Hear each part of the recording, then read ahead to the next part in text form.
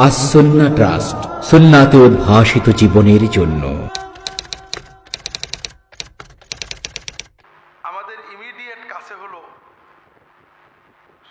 জিলহজ মাস, আমাদের সামনেই হজের মাস। যারা হজে যাবেন তারা চলে যাবেন, যারা দেশে থাকবেন তারা এই জিলহজ মাসে দুই ধরনের ইবাদত করবেন। একটা ইবাদত আমরা সবাই জানি, আমরা কুরবানি, ঈদুল আজহা করব, কুরবানির ঈদ করব এবং কুরবানি দেব। আর একটা আমল যেটা আমরা সাধারণত সবাই সচেতন নই, কেউ কেউ সচেতন, সেটা হলো জিলহজ মাসের 1 তারিখ থেকে শুরু করে 9 তারিখ পর্যন্ত করণীয় ইবাদত। একটা তো যারা কোরবানি দিবেন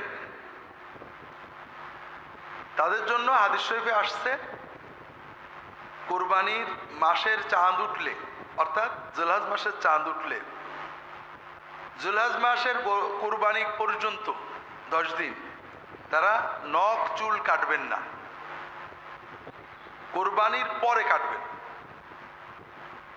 অর্থাৎ ঈদের সময় আমরা পরিচ্ছন্ন হব, সব ঠিক আছে, কিন্তু নখ এবং চুল জাতীয় কিছু কাটা বাদে।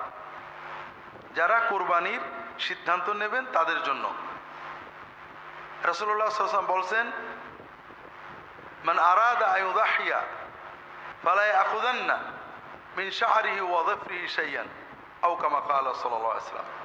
যে ব্যক্তি কুরবানি দেওয়ার সিদ্ধান্ত নেবে, ইচ্ছা পোষণ করবে, ওই ব্যক্তি তার চুল নখ মোটেও কাটবে না। এজন্য যারা কুরবানি নিয়ত করেছেন তাদের জন্য এটা হলো নেগেটিভ কাজ, অর্থাৎ আপনি এই কাজ থেকে বিরত থাকবেন। এর পাশাপাশি কিছু পজিটিভ কাজ আছে, করণীয়। আল্লাহ রাসূল সাল্লাল্লাহু আলাইহি ওয়াসাল্লাম বলছেন, মা মিন আইয়ামিন আল আমালুস সালিহু খায়রুন ওয়া আহাব্বু ইলাল্লাহি মিন হাযিহিল আশর। আল্লাহ তাআলা বছরের 354 দিনের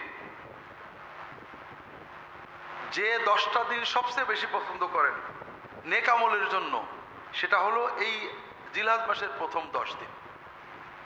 অর্থাৎ জিলহজ মাসের এই 10 দিনের বাইরে নেক আমল করলে আল্লাহ যত সওয়াব দেন, যত খুশি হন, এর চেয়ে বেশি সওয়াব দেন, বেশি খুশি হন যদি আমরা এই 10 দিনে নেক আমল করি। এজন্য সাহাবায়ে কেরাম এই 10 দিনে ব্যাপক পরিশ্রম করতেন, ইজতিহাদ করতেন ইবাদতের জন্য।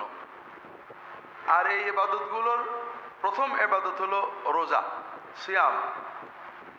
জিলহজ মাসের 1 তারিখ থেকে 9 তারিখ পর্যন্ত রোজা পালন করা, এটা সুন্নত। অনেক সওয়াবের কথা হাদিস শরীফে আসছে।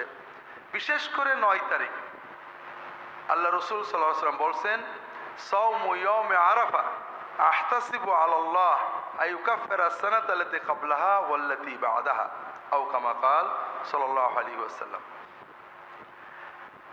আরাফাতের দিনে রোজা রাখলে আমরা আশা করি, রাসূল বলছেন, আমি আশা করি যে আল্লাহ তাআলা আরাফাতের দিনে রোজার বিনিময়ে পূর্ববর্তী 1 বছর এবং পরবর্তী 1 বছরের গুনাহ ভুল ভ্রান্তিগুলো মাফ করে দেবেন, কাফারা করে দেবেন। কাজেই আমরা যদি পুরো 9 দিন রাখতে পারি আলহামদুলিল্লাহ, আর 9 দিন যদি নাও রাখতে পারি, তবে আরাফাতের দিনে অবশ্যই আমরা রোজা রাখার চেষ্টা করব। এখানে একটা বাস্তব সমস্যা বর্তমানে দেখা দেয়। সাধারণত আরবি ভাষায় ইয়মে আরাফা মানে হলো জিলহজ মাসের 9 তারিখ। আবার ইয়মে আরাফা মানে যে দিনে হাজিরা আরাফাতে অবস্থান করে। বর্তমানে আমরা মিডিয়ার মাধ্যমে, প্রযুক্তির মাধ্যমে সবাই জানতে পারি যে কবে হাজিরা আরাফাতে বসেন। এবং সাধারণত আমাদের দেশে যেদিন 8 তারিখ হয়, ওই দিনে আরব দেশে 9 তারিখ হয় এবং ওই দিনে তারা আরাফাতে অবস্থান করে। এখন আমরা কি করব? আমরা কি আমাদের দেশের 9 তারিখে রাখবো না আরব দেশের আরাফাতের দিনে রাখবো? এটা নিয়ে আলেমদের নানাবিধ মত আছে। মূল কথা হলো, বান্দা সাধ্যের ভিতরে সুন্নাতের নির্দেশে ইবাদত করবে। যারা আরাফাতের দিন আরব দেশে জানতে পারেননি, তারা তাদের দেশের 9 তারিখেই রাখবেন। তবে এখানে হাদিসে 9 তারিখ না বলে ইয়মে আরাফা বলা হয়েছে, এজন্য অনেক আলেম বলেন যদি কোনো দেশের মানুষ আরাফাতের দিন জানতে পারে যে এই দিনে আরাফা হচ্ছে, তাহলে সেই দিনে তাদের রোজা রাখা ভালো। আর আমাদের জন্য সহজ, আমরা 8 তারিখ এবং 9 তারিখ 2 দিন রাখতে পারি। এজন্য যদি আমাদের সম্ভব হয় 9 তারিখ, যদি সুযোগ থাকে 8 এবং 9 তারিখ আমরা রোজা রাখবো ইনশাআল্লাহ।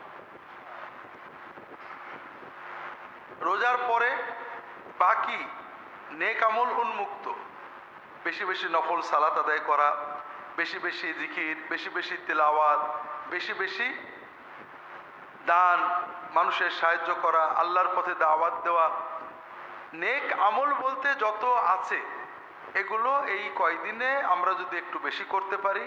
আল্লাহ তাআলা জিকির করতে ওযু গোসল জরুরি না, আমরা এই কয়দিনে সবসময় করি, এই কয়দিনে একটু বেশি জিকির করব, বেশি দরুদ পড়ব, বেশি তাসবিহ তাহলিল করব। এছাড়া দান সদকা কোরআন তেলাওয়াত ইত্যাদিগুলো আমরা এই কয়দিনে বেশি করার চেষ্টা করব। আল্লাহ তাআলা তৌফিক দান করুন, আমিন।